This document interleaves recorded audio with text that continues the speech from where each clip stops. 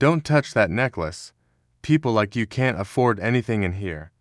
The words cut through the quiet elegance of the store like shattered glass. The manager's voice was sharp, loud enough for everyone in the room to hear.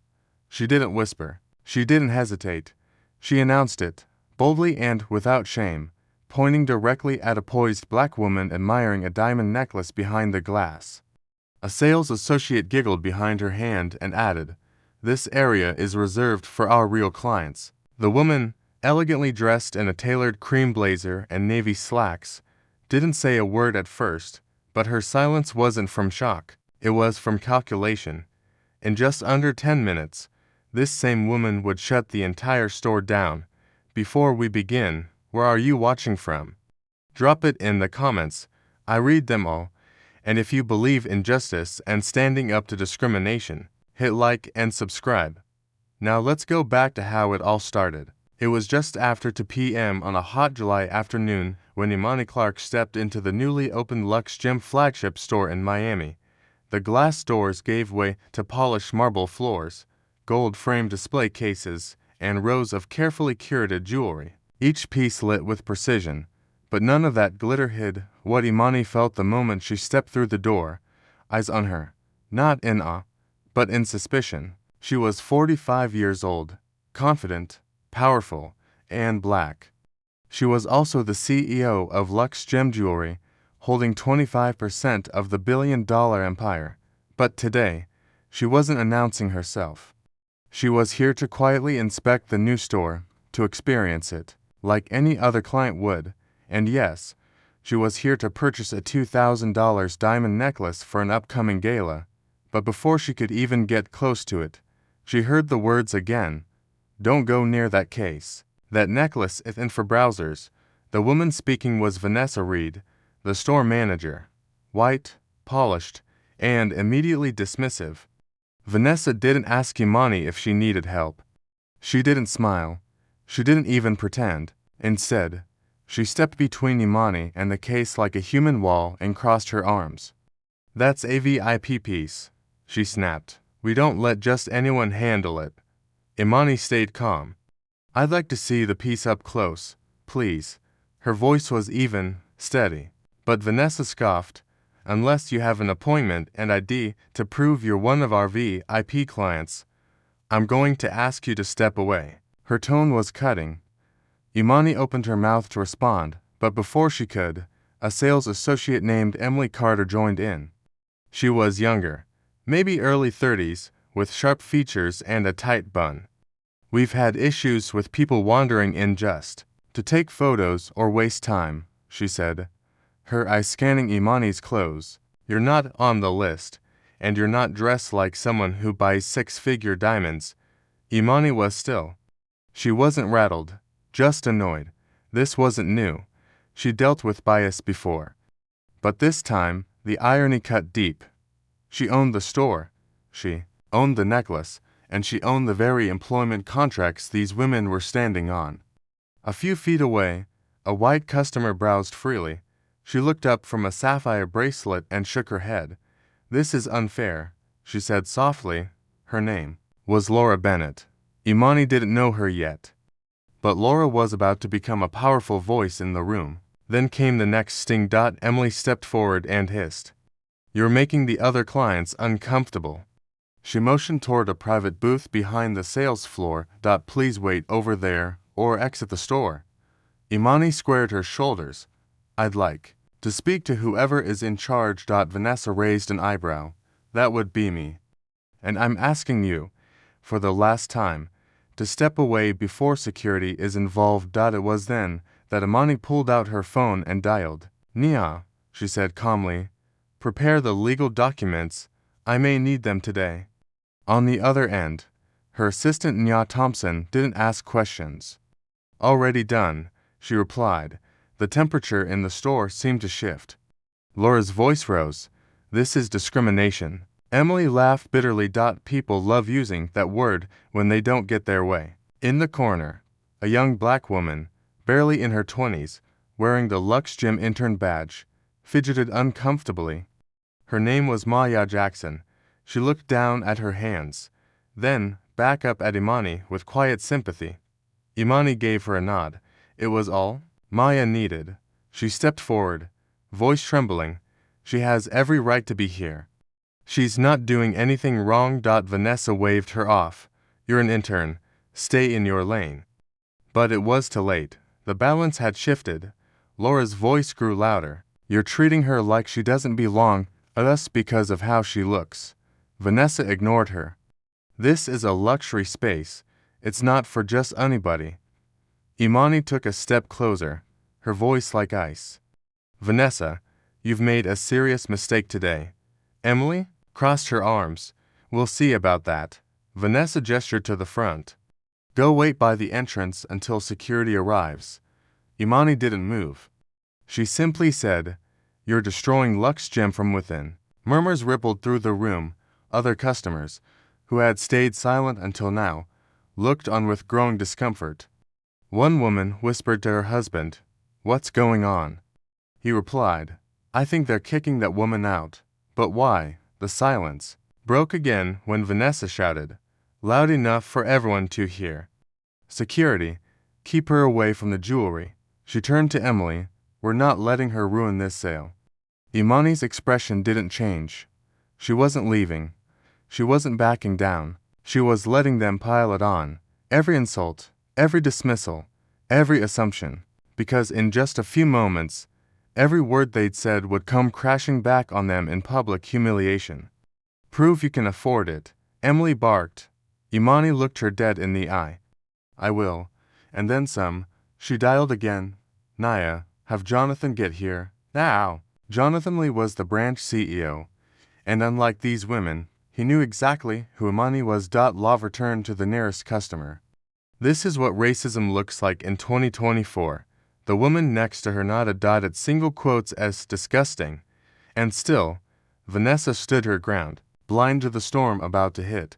So that's how it began, with a necklace, an insult, and the quiet fury of a woman who built an empire only to be told she didn't belong in her own store. But the story was just getting started. Vanessa's heels clicked like a metronome of contempt as she stormed to the cash wrap and slammed the intercom button. Her voice booming through hidden ceiling speakers. Attention staff, please keep the customer in the navy slacks away from the diamond showcase. She is disruptive and may damage merchandise. Shoppers froze, crystal chandeliers quivering under the sudden hush. Emily, the sales associate, smirked from behind a velvet-lined tray and added, loud enough to carry. She's wasting everyone's time. Our real clients are waiting. A silver-haired couple glanced up with knitted brows, then looked away, uneasy. Imani stood her ground, hands relaxed at her sides, the same calm that once negotiated billion-dollar mergers now steadying her pulse. She would not give these women the satisfaction of a flinch. A soft chiming pinged from her phone. Nia had texted that all legal drafts were prepared and time-stamped. Imani typed a quick proceed and slipped the phone back into her pocket just as Vanessa snapped her fingers at Daniel Holt, the security guard hovering near the entrance. Escort her out, Vanessa barked, and make it quick, Daniel. A broad-shouldered man in a black blazer and earpiece hesitated. He had watched the exchange, and the distaste in his eyes was now shadowed by doubt. Ma'am, let's step outside, he said. Quietly, Imani lifted her gaze, met his. If you put one finger on me, you'll be included in the discrimination suit already being filed. Daniel swallowed. Behind him, Emily ushered a platinum blonde patron toward the necklace Imani had admired, and whispered a promise of a 10% VIP discount. Anything to prove who truly mattered. That customer, eager for preferential treatment, nodded, and slipped past Imani with a practiced air of entitlement. The room's energy shifted. A ripple of murmurs floated across glass cases and velvet stools. Laura Bennett, still clutching her handbag in one hand and righteous fury in the other, stepped forward. This is outrageous, she declared. You're humiliating her for no reason. Vanessa rolled her eyes. Ma'am, you're welcome to browse, but do not interfere with store policy. Laura's cheeks flushed. Policy that targets black customers? She asked, voice rising. Emily's laugh was brittle. Play the race card all you want, but rules are rules. In the far corner, Maya Jackson's trembling fingers stilled on the credit card terminal. She drew a slow breath and spoke, barely above a whisper but clear as crystal. Miss Bennett is right. Miss Reed told me on my first day to keep people who look like her from high-value items. Silence swept the floor again, heavier this time. Vanessa spun toward the intern. Enough, you're on probation. Maya's chin lifted a fraction. Probation for telling the truth. Imani's heart tightened. She recognized the courage it took for a young employee to speak out against her boss. She gave Maya a subtle nod of gratitude, then turned to Vanessa, voice measured. Each word you spit digs you deeper. I suggest you stop. Vanessa responded with a brittle smile. I suggest you leave before we call the police.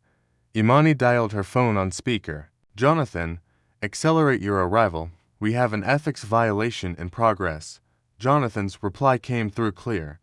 5 minutes out. Vanessa paled at the mention of the branch CEO's name. But pride trumped prudence. She raised her chin and announced, over the intercom again, all associates.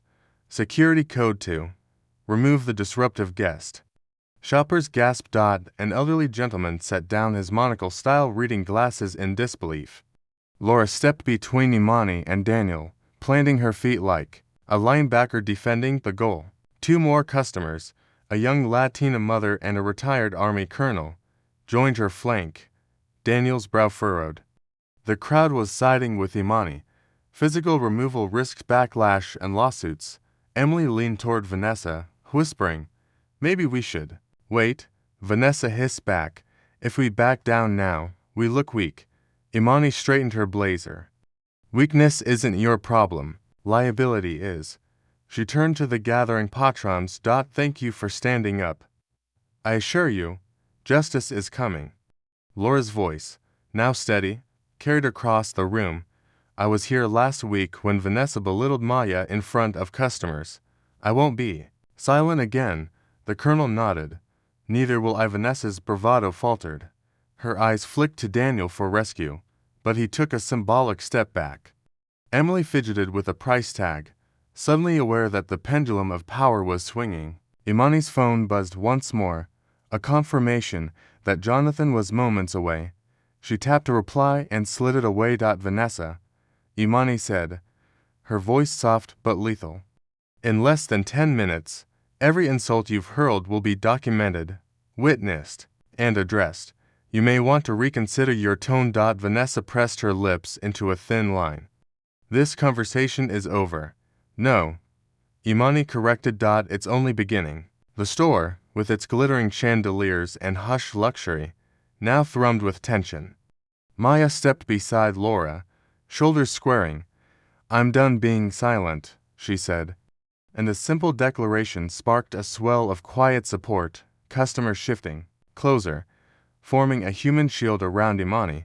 The air held that electric weight just before a storm breaks, where every heartbeat feels amplified. Vanessa glanced around, realizing too late that she had lost control of the narrative. Emily's confidence cracked. She clutched the jewelry tray too hard, and a sapphire ring clinked against the glass. Imani inhaled, slow and deliberate, letting the silence speak for her. She had walked in seeking a necklace. She had found a battlefield instead. Yet she was ready, calm under fire, forged by years of pushing through glass ceilings. She caught Daniel's eye. You still have a chance to stand on the right side. Daniel looked away, guilt shadowing his features. A faint siren wailed somewhere in the distance. Miami traffic, not police, but the sound underscored the urgency. 5 minutes, Imani whispered to herself, and the tide turns. Vanessa opened her mouth to retort, but no sound came. Her confidence was draining faster than champagne in a crystal flute. Around them, the room of gleaming diamonds felt like a stage set for a reckoning. In that moment, trapped between arrogance and accountability, Vanessa had no idea that her own staff, her own customers, and her own security guard were about to pivot against her, and above it all, the woman she had tried to humiliate stood poised, unshaken, preparing to deliver a lesson that would echo from this showroom floor to every corner of the luxury industry. Get her out of my store. Now! Vanessa's voice sliced through the mounting tension like broken glass, harsh and desperate, loud enough to echo off the crystal cases and pierce every corner of the room, her face flush red, not with authority, but with panic. I don't care what it takes. Remove her before she ruins this brand. At that, Daniel Holt, the store's towering security guard, moved forward with heavy steps, hesitating only slightly as he scanned the growing circle of customers standing protectively around Imani Clark. His jaw clenched, but orders were orders. Ma'am, he began cautiously, I need to escort you out before this gets worse. But Imani didn't budge. She met his eyes with calm steel. If you lay a hand on me, I guarantee your name will be in tomorrow morning's court filings and headlines. Her voice didn't rise. It didn't need to. The silence it left in its wake was louder than shouting. I suggest, she continued, you ask Vanessa what she's hiding before you risk everything for her. Daniel froze. The other customers weren't moving either. Laura Bennett, standing just inches away, folded her arms and said firmly, you touch her, and I swear I'll testify in court against this store. Another customer, the Army veteran who had stepped forward earlier, added, same here. The tension in the room was no longer subtle, it was boiling. Vanessa's face contorted in frustration, but her voice was strained now. This woman doesn't belong here. She's not a VIP, and she certainly isn't going to drop 200 grand on anything in this store. Emily Carter, standing off to the side near the necklace Imani had admired, laughed mockingly and added, can she even afford it? I mean, look at her. Does she look like someone who shops here? The insult, meant to be rhetorical, backfired instantly. Laura turned on her heel and snapped, and what does a rich person look like? Emily, Maya Jackson, the young black intern, stepped forward again, her voice stronger now. She looks like someone who built this entire company from the ground up while you stood behind the counter making assumptions. Gasps rippled through the floor as more customers picked up bits and pieces of the truth.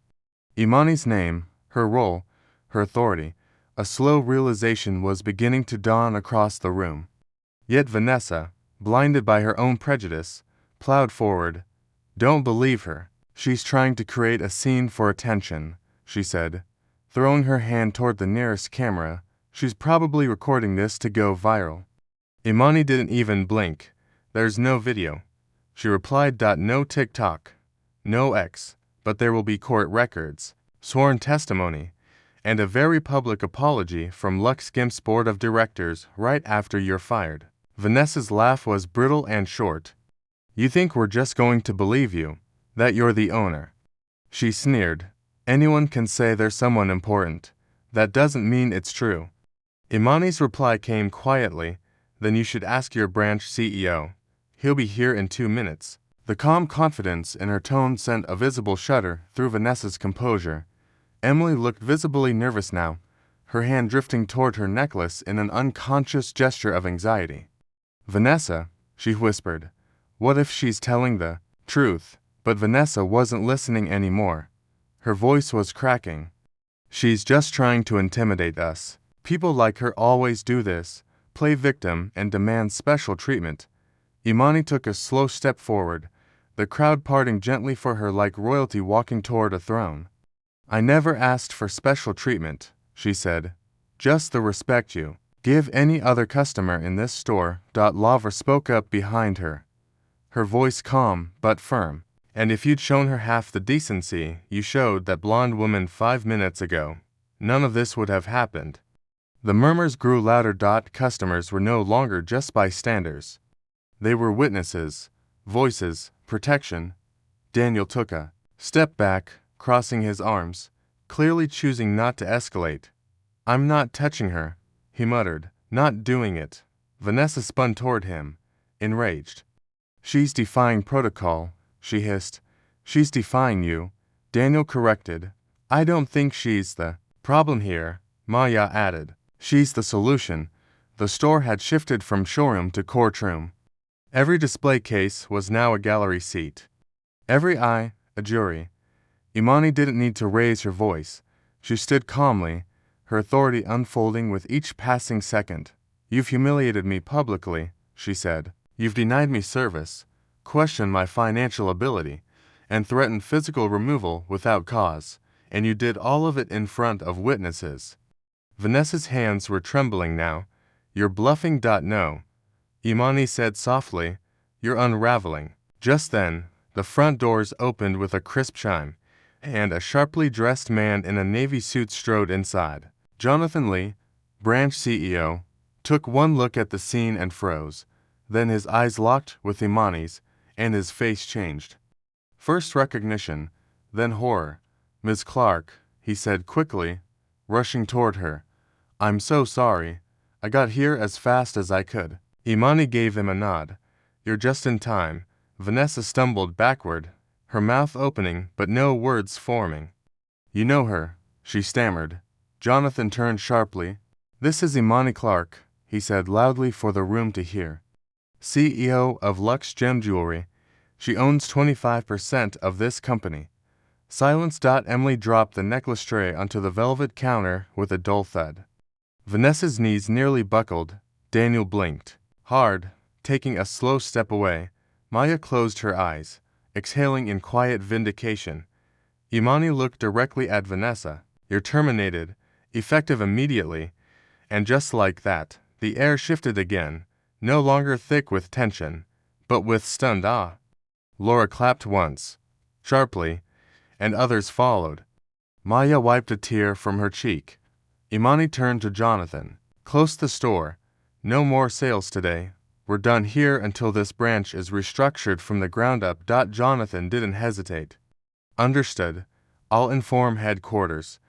Imani turned to the gathered customers. "Thank you. Your support mattered. I won't forget it." Then she faced Vanessa one last time. "You built this house on exclusion. I'll rebuild it with justice." The store was silent for a beat. To silent. Vanessa stood frozen, her eyes wide and unblinking as Jonathan's words settled into the marble floor like a dropped gavel. "This is Imani Clark," he had said, "CEO of Lux Gem Jewelry." The weight of that title reverberated through every glass case and every stunned onlooker. It was as if the air had thickened with realization, and every person in the room now saw Imani through a new lens, not as a problem, not as an outsider, but as the very power structure that Vanessa and Emily had tried to suppress. But Vanessa wasn't done. She couldn't be. Pride is a dangerous thing, and hers was bleeding. "No," she muttered, shaking her head as if that would undo the last 5 minutes. "This is a stunt, a setup. She's lying." Her voice cracked with desperation. "She's just saying she owns the company. Anyone can walk in and make that claim." Imani turned toward her, not in anger, but in disbelief. "Even now," she said softly, "you still believe your prejudice before your eyes." Vanessa flailed for ground, pointing toward the diamond case. "She touched that necklace. She's trying to damage store property. That's a liability issue." Her voice was louder now, hoping volume might rewrite the narrative. Emily, still clinging to the counter, offered a weak echo. "This isn't how real executives behave." But no one was listening to them anymore. Laura stepped forward, arms folded tightly.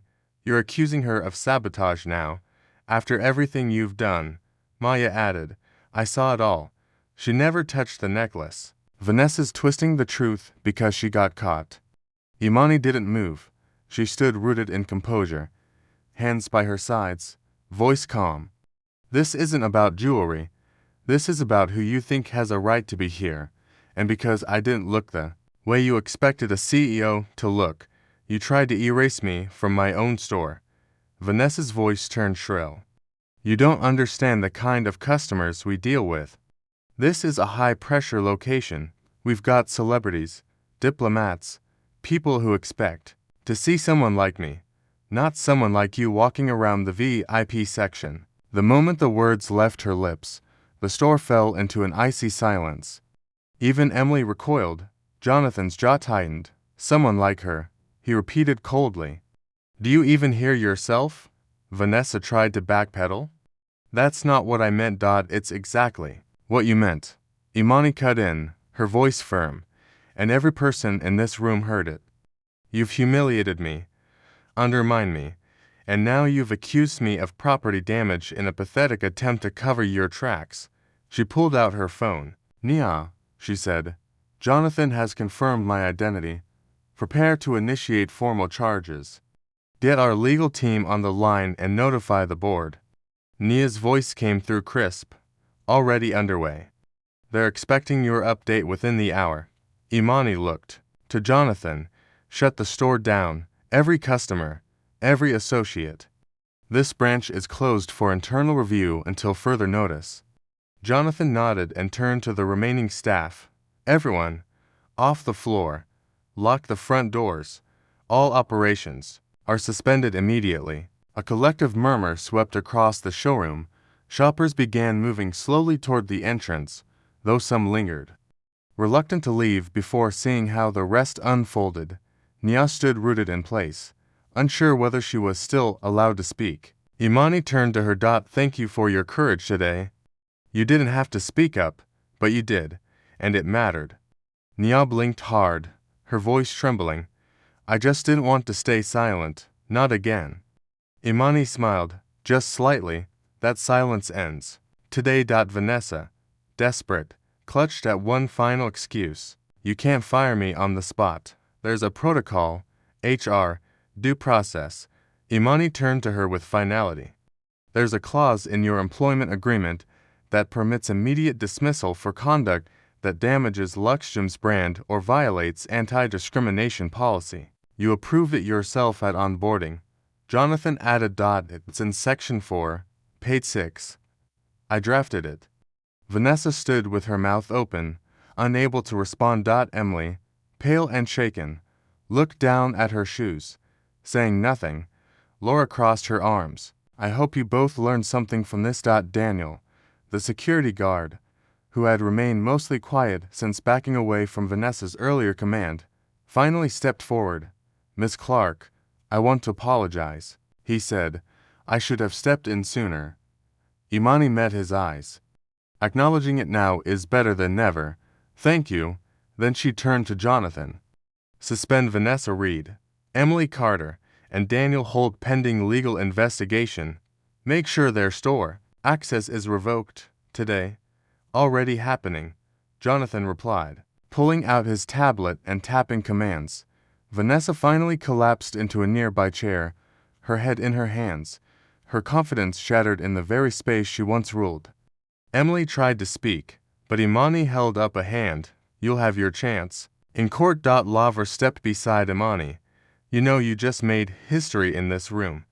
Imani looked toward the now closed doors, where a handful of customers were filming from the sidewalk. History, she said, is only useful if we learn from it. Then, she looked down at the $2 million diamond necklace in the case. It's stunning, she said to no one in particular, but not nearly as valuable as dignity. The air was still, reverent, like the moment after a storm has passed and the damage becomes visible. Jonathan exhaled slowly. What's the next step? Imani turned toward the office in the back. We hold the board meeting, we file the suit, and then we rebuild, on truth, not image. Jonathan's order to lock the doors triggered a quiet choreography. Associates drawing bronze curtains over display windows, while a soft security alarm hummed into readiness, signaling to bystanders on the sidewalk that Luxgem's flagship was no longer open for business. Inside, the last hesitant shoppers filed out. Glancing back at the scene, they would surely recount to friends and family, their faces lit by a mix of outrage and awe. Imani waited until the latch clicked before she spoke again, her voice traveling across the now empty showroom with calm authority. This branch is officially under internal review, she said, addressing every remaining employee as if they were a single, brutal audience. No merchandise leaves, no data is altered, and no statements are issued without legal counsel present. Her words carried neither anger nor triumph, only a precise, steady resolve that made Vanessa's earlier bravado seem almost childish. Emily swallowed hard. The silence scaffolded her fear. She tried to speak, but what emerged was a shaky half-apology wrapped in self-defense. I didn't mean to. Vanessa told me we were just following her lead. Imani turned, giving Emily the full wattage of her attention. Following bias is still bias, she said. But honesty, even late, can carry weight. Are you willing to tell the truth? Emily's eyes flicked to Vanessa, then back to Imani. Yes, she whispered. I will. Vanessa's head snapped up, but before she could lash out, Jonathan stepped forward, tablet in hand. Ms. Reed, Miss Carter, and Mr. Holt are hereby suspended without pay pending the outcome of the investigation. HR will escort you to retrieve personal belongings. Your access badges have been deactivated. Vanessa sputtered. You can't. But Jonathan cut her off with a single raised finger. Enough. Emily's shoulders sagged, relief and dread battling in her posture as she realized she might salvage her conscience, if not her career. Daniel took the directive quietly, turning toward the staff entrance where two HR representatives, summoned by Jonathan minutes earlier, now waited with sealed evidence bags and clipboards as they left. Vanessa cast a final glare at Imani, but the power that glare once had was gone, dissolved by the brutal math of lost authority. A hush settled over the showroom, punctuated only by the distant whir of climate control and the faint rattle of jewelry trays as clerks secured them in the vault room. Imani faced the remaining associates, many wide-eyed junior staff who had watched the drama unfold with equal parts terror and vindication, and offered what felt less like a speech and more like a quiet contract. I build Luxgem on craftsmanship and integrity, she said, hands loosely clasped before her. Or what you witnessed today was the opposite of those values.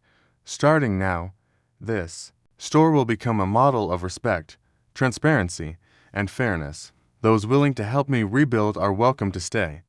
Maya Jackson stepped forward first, voice clear despite trembling fingers. I want to stay, she said. I want to prove that this place can change. Imani nodded, her expression softening. Then you will, and your bravery today will not be forgotten. She turned to Laura Bennett, who had chosen to remain inside instead of heading back to the afternoon sun. Miss Bennett, customers seldom put themselves at risk to defend a stranger. You did. I thank you. Laura shook her head. Defending dignity shouldn't be risky, she said quietly. It should be the baseline. Jonathan tapped his tablet, formalizing a note. Laura Bennett, key witness, commendation recommended. It was the sort of administrative gesture that might sound bureaucratic, but Imani knew it mattered. Paper trails of gratitude are just as real as paper trails of wrongdoing, with the antagonists removed. The energy in the room shifted from confrontation to reconstruction. Imani requested a laptop, and a junior associate hurried it over on a velvet tray reserved for diamonds. She opened a secure portal, looping in the corporate legal team via video. Their faces filled the screen, attorneys in muted suits sitting in conference rooms hundreds of miles away, ready to record statements and preserve evidence one by one. Employees described what they had seen: Vanessa's public shaming, Emily's parroting insults, Daniel's near ejection, the customer's intervention. Each testimony layered corroboration, turning bias into documented fact. Emily returned under escort to give her statement, voice faltering as she confessed that Vanessa had trained staff to gauge visual wealth before offering service, a practice she now realized was indefensible. The lawyers asked clarifying questions. Jonathan notarized each answer digitally. Every minute, Imani's case strengthened, her measured patience converting a humiliating incident into an iron-clad legal framework outside. Local reporters began to gather, tipped off by customers who had texted friends about the spectacle. Through the shaded glass, camera lenses flickered like lightning bugs. Jonathan offered to usher Imani to a private office, but she shook her head. Let them see we are dealing with this transparently, she said. She did. However, close the blinds enough to keep faces obscured. Dignity, she insisted, must extend to staff who are cooperating. The attorneys logged off after securing electronic copies of video from store cameras, screenshots of social media chatter already cropping up, and the intercom audio within the hour. A cease and desist letter would land in Vanessa's inbox, forbidding her from contacting any customer or employee about the incident. Meanwhile, HR completed its walkthrough, sealing Vanessa's desktop tower for forensic imaging. The methodical clicks of evidence seals sounded almost cathartic, each snap a small restoration of order. As afternoon light slanted across the showroom and glinted off locked cases, Imani finally exhaled, a long, steady breath that released tension. Without diminishing resolve, she looked around the room she once conceived only in design sketches. Marble floors laid to echo gentle waves, brass fixtures chosen for their warm glow, diamonds reflecting the hopes of generations. Today, those details had been overshadowed by ugliness, but they were still beautiful, still worth redeeming. Jonathan, she said, draft a statement to headquarters. We need an audit of every branch, anonymous surveys for staff, mandatory equity, training designed by an external firm. I'll sign off once legal reviews it. Jonathan's smile was small but genuine. Already drafting, Laura took a careful step toward the door. If you need my contact information, Imani handed her a business card. I'll be in touch personally. You reminded me why we fight for better. Laura pressed the card to her heart, nodded, and slipped outside, meeting the press only long enough to say, "The truth will speak for itself." Before disappearing into the Miami heat, Imani turned to Maya. Take the rest of the day off, paid. You've earned more than an hourly wage today. You've earned a future here. Tears welled in Maya's eyes. Thank you, she managed, then hurried to clock out. Shoulders lighter than when she'd arrived for what she thought would be an ordinary shift. Imani watched her go, remembering her own early days in rooms where she was not welcome. Rooms she would later own. She felt the echo of that journey and allowed herself a brief smile. The store was nearly empty now. Only Jonathan and two senior associates remained, finishing lockup procedures. Imani walked to the diamond necklace still resting in its case, the very piece that ignited this confrontation. She unlocked the display with a master key, lifted the necklace from its velvet cradle, and held it up to the light. The stones caught the sunset, scattering color like tiny fireworks. Dignity, she murmured, echoing her earlier thought. Then she placed the necklace back into the vault, not as an afterthought, but as a promise.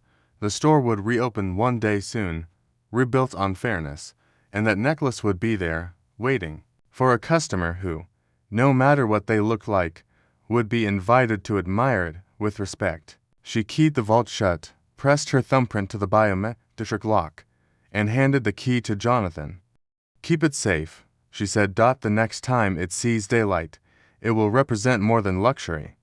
It will represent change. With that, Imani Clark, CEO, owner, and above all, guardian of dignity, turned off the showroom lights, stepped out into the fading glow of evening, and began the next chapter of reform before the night had even fallen. The next morning, in a glass-paneled boardroom overlooking Biscayne Bay, Imani Clark stood at the head of the long mahogany table, her presence crisp and composed in a charcoal pantsuit. The view behind her glittered with the calm surface of the Miami skyline, but inside the room, tension simmered. Seated around her were LuxGem's top board members, Rachel Stein, chairwoman of the board, flanked by Malik Carter and Elena Gomez, to senior directors with decades of experience between them. A legal counsel dialed in remotely, files open and documents queued. Imani began without pleasantries. Yesterday's events at our flagship location exposed a systemic failure in how we evaluate, train, and monitor store-level conduct, she said. We're not dealing with a one-time lapse. We're confronting a culture problem, one that ends now. She presented clear evidence, store footage, customer testimonies, voice recordings from the showroom intercom, and statements from both Maya and Laura, the board listened in silence. Imani detailed how Vanessa Reed, Emily Carter, and Daniel Holt had publicly humiliated a customer, herself, based solely on appearance, and then escalated that bias into threats and false accusations. The facts weren't up for debate. Rachel Stein was the first to respond, her voice steady. This isn't just a PR disaster, it's a values crisis. I support immediate termination for all three. Malik nodded, agreed, but it can't stop there. We need structural reform, company-wide training, revised hiring practices, and anonymous reporting protocols, Elena added, and a public statement that doesn't sugarcoat it. LuxGem must own this and lead through transparency. Imani agreed. Starting today, Vanessa Reed, Emily Carter, and Daniel Holt are permanently terminated, barred from rehire. In any capacity, legal will issue cease and desist notices and pursue civil penalties where appropriate. Maya Jackson will be promoted to a full-time position, with a mentor assigned for career development. The motion passed unanimously, and Jonathan Lee's written reports were accepted into the record. Imani then revealed another layer. Daniel Holt's post-incident confession. Hours after leaving the store, he had contacted internal compliance to admit that Vanessa regularly trained staff to prioritize affluent, appearing customers, going so far as to keep informal notes on which patrons fit the LuxGem image. Daniel, now facing disciplinary review, acknowledged his role and requested to testify in any proceedings. The board's reaction was swift. Rachel Stein declared a formal audit of all U.S. stores, while Malik pushed for an emergency ethics task force staffed independently of HR. Elena proposed a rotating customer advisory panel to include diverse voices in service evaluation. Imani nodded. I'll lead the internal reform committee myself. We can't contract out this responsibility. It starts at the top. As word of the board's decision spread, news outlets picked up the story with growing intensity. CNN and CNBC ran segments titled, CEO Publicly Humiliated in Her Own Store, while the Miami Herald published a front-page article detailing the full incident. LuxGem stock dipped 20% by late afternoon as investors reacted to the scandal. But Imani wasn't panicked. Temporary losses, she told the board, are worth long-term integrity. What mattered more was how the public responded. Customers flooded LuxGem's customer service inbox with messages of support for Imani and Maya. Some shared stories of subtle slights they'd experienced in other luxury spaces, calling Imani's stand a wake-up call for the industry. Social media took note, not through viral videos, but through first-hand posts from people who had been in the store. Witnesses described not only what happened, but how Imani handled it, with calm, with truth, and with action. It wasn't rage that defined her, it was restraint. By the end of the day, Imani convened a small task force to design a company-wide anti-discrimination initiative. This would include intensive bias training, secret shopper-style testing across all locations, partnerships with civil rights organizations, and a requirement that all regional managers attend a multi-day equity and inclusion summit. She named the program LuxGem Forward, a clear signal that this reform wasn't about punishment, it was about accountability. At that same meeting, Maya Jackson was invited to share her input on the intern experience, her voice shaping the very policies that would protect future employees like her. Imani thanked her again publicly, not as a token, but as a contributor.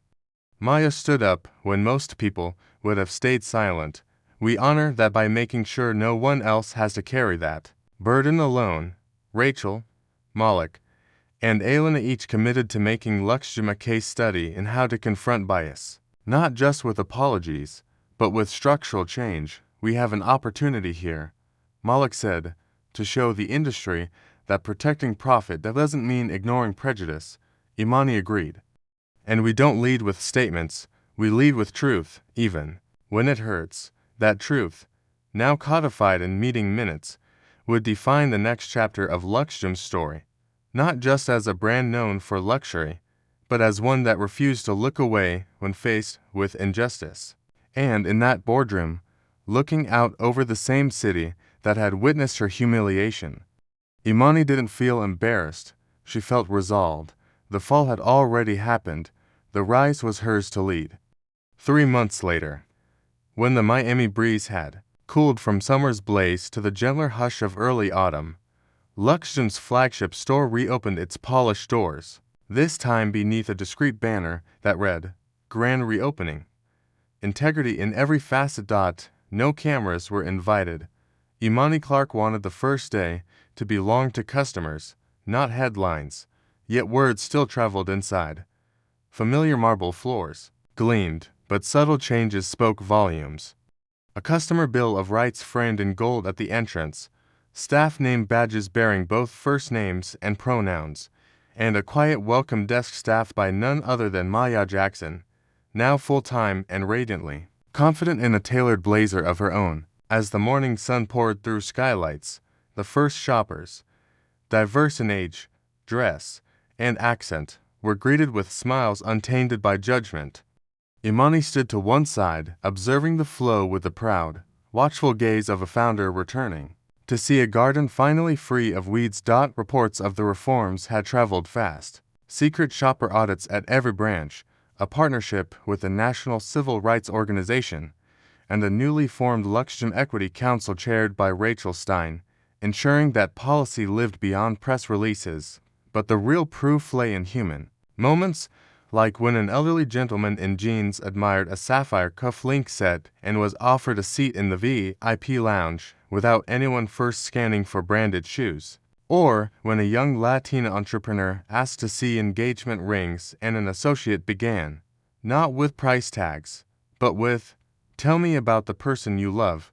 The financial markets, jittery after the scandal, had watched more cautiously than customers. Yet even they responded, backed by the transparency of weekly progress reports and an independent audit showing bias complaints down by half across all stores. Luxem's share price not only recovered, but nudged beyond its pre-crisis high when CNBC ran a segment titled, "From Public Humiliation to Gold Standard Reform." Analysts praised Imani's approach, swift accountability, structural change, and genuine dialogue. A trifecta rarely seen in luxury retail. More telling than stock charts, though, were the letters that poured in. A retired school teacher wrote, "To thank Imani for making elegance feel welcoming again." A black father recounted bringing his teenage daughter to browse bracelets without fear of side-eye. A jeweler in Paris requested permission to translate Luxem's training manual for his own staff, proof that a local scandal had become a global case study. And then there was Vanessa Reed, whose name still surfaced in legal filings but not in daily conversation. The civil suit proceeded quietly. Her attorney sought settlement, aware that the mountain of witness statements, surveillance footage, and her own recorded words left little room for contest. Emily Carter and Daniel Holt, having cooperated fully and accepted responsibility, attended restorative justice sessions hosted by an external facilitator, sitting across from Maya and several customers to hear, unfiltered, how their actions had harmed others. Emily, once brittle with excuse, left the final session in tears but lighter, volunteering for a nonprofit that mentors service workers on cultural competence. Daniel used his security industry connections to create a training module titled Protection Without Prejudice, now licensed by several Miami venues. Accountability, Imani believed, must aim at transformation, not mere punishment. In the quiet echo of those sessions, that principle began to bear fruit within corporate walls. The conversation had grown deeper. Malik Carter led quarterly town halls where front-line associates could question executives directly, sometimes gently, sometimes with fire. Elena Gomez spearheaded a rotating advisory panel of customers from varied backgrounds, whose candid feedback shaped everything from advertising imagery to restroom signage. Luxem no longer measured luxury solely in carats, but in how people felt walking through its doors. Imani made sure of that, visiting at least one store each week, sometimes announcing herself, sometimes not, and each time, she carried a simple, Question for staff. How do we honor the dignity of everyone who steps inside? The answers filled notebooks, inspired tweaks in policy, and occasionally revealed blind spots, but above all, they built a living culture of reflection. Late one evening, after the reopening crowds had thinned, Imani returned to the flagship store alone. The lights were dimmed, the security system armed, yet she had a master key and permission from her own conscience to linger. In the vault, she retrieved the diamond necklace, the very piece around which the storm had first gathered. Holding it up, she watched prisms of light dance across the darkened showroom. There was poetic symmetry in that, a symbol of lavish beauty, refracting lessons of humility and justice. She recalled telling reporters that dignity outshines any gemstone. Tonight, the necklace seemed to agree. Its sparkle quieter yet deeper, as though it had learned something. She locked it away again, satisfied that when the right beer appeared, the sale would carry a story worth its weight in diamonds. Outside, Miami's skyline pulsed with life. Imani stepped onto the sidewalk and drew a breath of salt-tinged air, thinking of the journey still ahead. Racism would not vanish because one company corrected course, nor would bias dissolve overnight. But change, she knew, starts when someone refuses to accept the unacceptable, then backs that refusal with action sturdy enough to stand the test of time. Lux Gem Forward had already inspired peer brands, Tiffany, Cartier, even niche ateliers in Singapore to request joint workshops on equitable service. Industry magazines dubbed it the Morgan Standard, a play on Tiffany's classic hue, but rooted in principles money alone can't buy. As the streetlights flickered on, Imani glanced back at the glowing Lux Gem sign, its letters no longer just a brand, but a pledge. She smiled, not the smile of victory, but of responsibility accepted. In the months to come, she would speak at conferences, mentor young executives, and perhaps pen a book about rebuilding from within. Yet tonight, she simply walked into the soft city night, heels tapping a steady rhythm of purpose. Behind her, the store stood silent and secure, warmed by the faint hum of new possibilities. And somewhere in that hush, a promise echoed: luxury means nothing without respect, and respect begins the moment judgment ends. Thanks for watching. If this story inspired you, like, subscribe, and share. See you in the next video. Black CEO. Kicked out of her own jewelry store. 10 minutes later, she fired the manager. A black CEO enters her own luxury jewelry store and is treated like she doesn't belong. Staff question her presence, deny her access to a high-value item, and attempt to remove her, all without realizing she owns a major stake in the company. This story, inspired by real incidents, exposes how bias and discrimination persist in upscale retail environments. Within minutes, the situation escalates into a public reckoning that leads to firings, legal consequences, and a company-wide transformation. Black CEO kicked out of her own jewelry store explores themes of leadership, dignity, and the power of taking action when it matters most. Stay for the twist. Like if it moved you. Share your thoughts below. And don't forget to subscribe for more true stories that hit where it matters. Heartwarming stories, real life story, inspiring stories.